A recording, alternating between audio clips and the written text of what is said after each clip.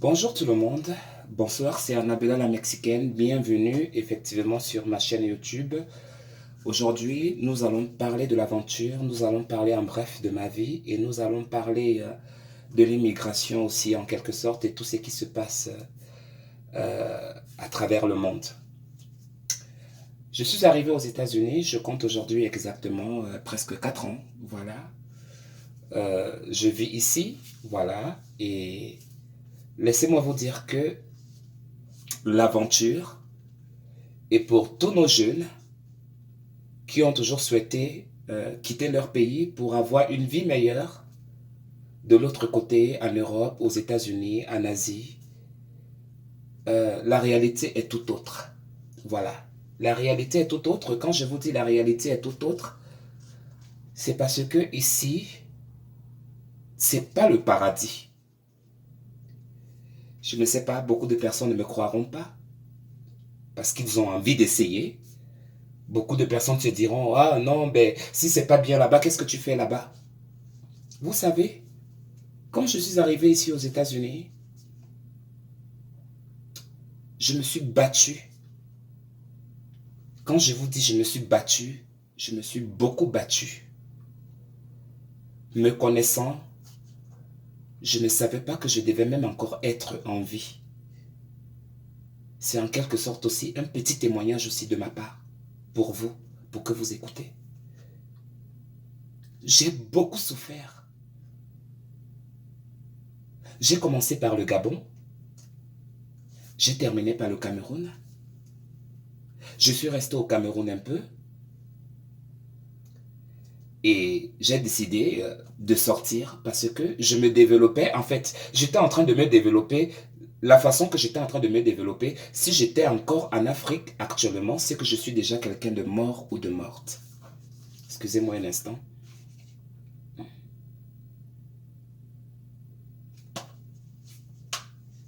Alors,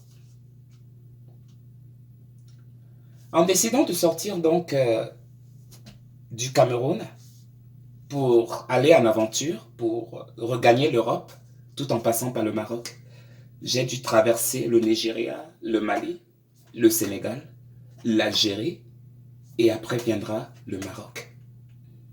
Et après quelques années plus tard, je me retrouve aux États-Unis. J'ai été violé, j'ai été battu, j'ai vécu des choses que je ne devais pas vivre, que vous, à ma place, vous ne seriez pas là, ce jour, en train de vous expliquer. Malgré tout cela, quelques années plus tard, en arrivant dans le beau pays, dans le paradis où on croit, parce que beaucoup de personnes savent que, oh mon Dieu, le pays des rêves, j'aimerais être en France, j'aimerais être aux États-Unis, j'aimerais être un peu partout. Alors que non, la réalité est tout autre. Les gens appellent chance, d'autres personnes ont la chance, d'autres personnes viennent avec la famille, d'autres personnes ont des bonnes personnes qui les encadrent, d'autres personnes ont des connaissances, mais moi, je n'avais personne. Je n'avais personne quand je suis arrivé aux États-Unis, hormis les personnes qui m'ont fait entrer ici. Je me suis retrouvé dans des problèmes de loyer, parce que quand je suis arrivé, l'État m'a pris en charge. L'État m'a pris en charge pour 6 mois. Et dans les 6 mois-là, il fallait que je puisse jouer le jeu pour trouver un job. Et ça n'a pas été le cas. Je suis allé voir les gens qui m'avaient amené, je les ai dit que je n'arrive pas à trouver le job. Vous me dites de trouver le job. Je vais trouver les jobs dans les rues que je ne connais pas. Je ne sais même pas où je vais et je ne connais même pas comment je vais rentrer. Comment vous me dites de trouver le job? Aidez-moi à trouver le job. Oui, on va t'aider, il n'y a pas de problème, mais pour le moment, on te paye encore 1 mois de maison. Ils m'ont payé 1 mois de maison tout en espérant que non, entre-temps, ils vont m'aider pour trouver le boulot. Mes frères et sœurs, je suis resté. Je suis resté au village de si je savais. Je me suis retrouvé endetté. Je n'arrivais même plus à manger. Aux États-Unis, hein, que je vous dis, aux États-Unis d'Amérique. Je me suis retrouvé avec des problèmes. Je n'arrivais même plus à me payer même un savon pour me laver. Pour la nourriture, Ça, c'est un petit problème. Ça va. On peut gérer. Et après, entre-temps, je trouve un petit boulot où je faisais la planche, je lavais les assiettes. Je commençais de 16 heures jusqu'à 1 heure du matin. À 1 heure du matin, je suis au moins à 25 kilomètres de ma maison. Et j'ai une carte de bus. Et les bus, ça finit à 23h30 minuit. Mon patron où je travaillais, il ne voulait pas comprendre. Où je termine à minuit, où je ne termine pas, où je dois prendre le bus, où je ne dois pas prendre le bus. Je dois travailler et je dois terminer toutes mes heures. Il faut me voir. Jusqu'à minuit, 1 heure du matin. Les week-ends, alors c'était grave. 1 heure du matin, 2 heures du matin. Je suis en train de sortir en route où on tue les gens, où les fusils, ça bombarde à gauche, à droite, où quelqu'un, quand sa folie lui prend là-bas, il passe seulement sur la voiture, là, il te dit seulement bon, parce qu'il a sa tension là-bas, il ne veut pas te voir. Mais je quittais avec l'aide de Dieu, je quittais avec la persévérance et l'espoir. Je disais que non, je suis travesti, je suis pédé, mais je suis un homme, je vais marcher ici. Dans les rues où il n'y avait pas de lumière, je marchais des kilomètres et des kilomètres et des kilomètres et des kilomètres. Et enfin, j'arrive chez moi. J'essaie de dormir. Le lendemain, la même chose. Jusqu'au jour où même l'argent que je gagnais était dans les 400 dollars. 400 dollars minimum. Qui n'arrivait pas à payer ma maison. Quand je pars voir les gens de l'appartement, je leur dis, voici la moitié, le reste là. Je vais vous donner ça après parce qu'aux États-Unis, on paye 2 fois dans le mois. Chaque après 2 semaines, on paye. Eux, ils ne voulaient pas comprendre que non, tu vas encore avoir l'argent après. Non, ce n'était pas le problème. Voilà que non, on a transféré mon dossier au tribunal. Quand on transfère mon dossier au tribunal, l'anglais, je ne connais pas parler anglais. L'avocat est là avec les gens de l'appartement. Ce sont eux qui m'aident encore même à dire, à expliquer ce que je suis en train de vouloir dire. Que non, moi, je viens d'arriver ici. Le travail que j'ai trouvé, je les ai dit que je les donne la moitié. Au moins, j'ai la volonté de pouvoir payer la maison. Le tribunal a compris. On m'a laissé au bénéfice du doute. On a pris cet argent. Ça a duré longtemps. Je suis même venu sur les réseaux sociaux demander de l'aide. J'ai voyagé à Las Vegas pour aller trouver, j'ai trouvé un petit boulot. Les choses se sont passées comme ça s'est passé. Mais je n'arrivais pas toujours à retrouver ma chaise. Je n'arrivais pas toujours à retrouver ma vie. Et entre-temps, les petits frères, les cousins, des amis, des connaissances, envoie-moi. J'ai besoin d'argent, envoie-moi. Mais on ne connaît pas ce que tu es en train de vivre. On ne connaît pas ce qui est en train de se passer aux États-Unis d'Amérique. Mes frères, je vais prendre en bref. La vie n'est pas facile pour tout le monde. L'aventure, le rêve, ce rêve-là, c'est beau de rêver, mais le rêve est donné, ce n'est pas donné à n'importe qui. S'il est dit que tu vas devenir quelqu'un, tu le deviendras tôt ou tard.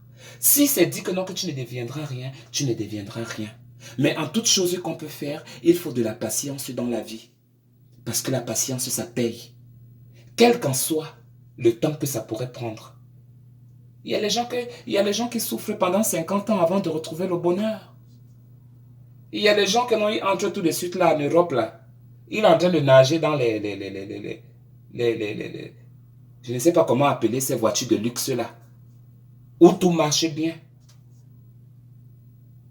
Alors, le paradis n'est pas l'Europe. Le paradis n'est pas les États-Unis. Parce qu'ici, on bosse. Parce qu'ici, il faut du temps pour réaliser ton rêve américain.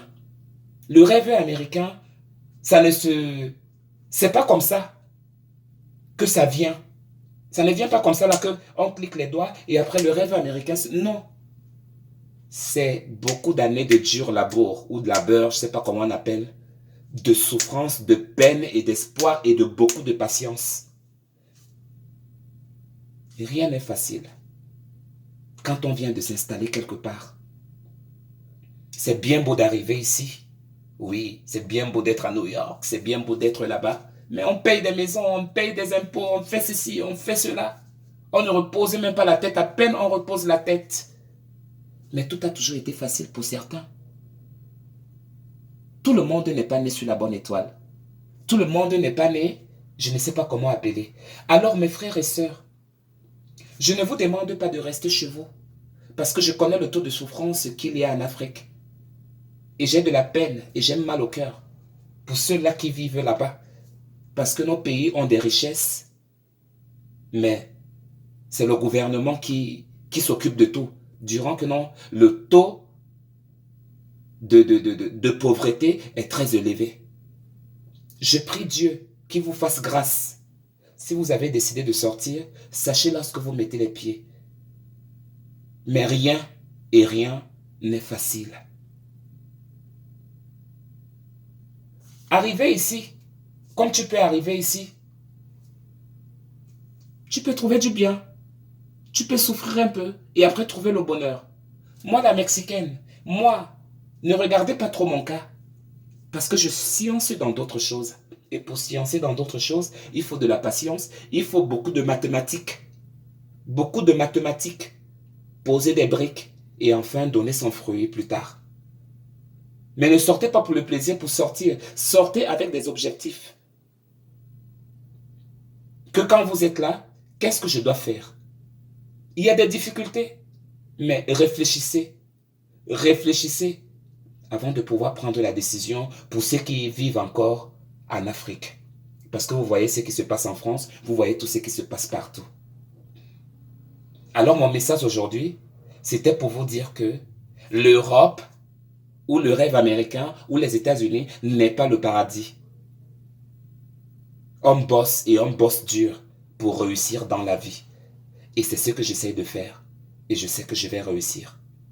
Je vous y encourage, quel qu'en soit lorsque vous soyez. Mais réfléchissez. Réfléchissez.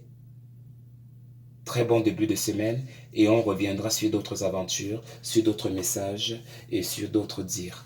Portez-vous bien et très bon début de semaine à tous. Au revoir.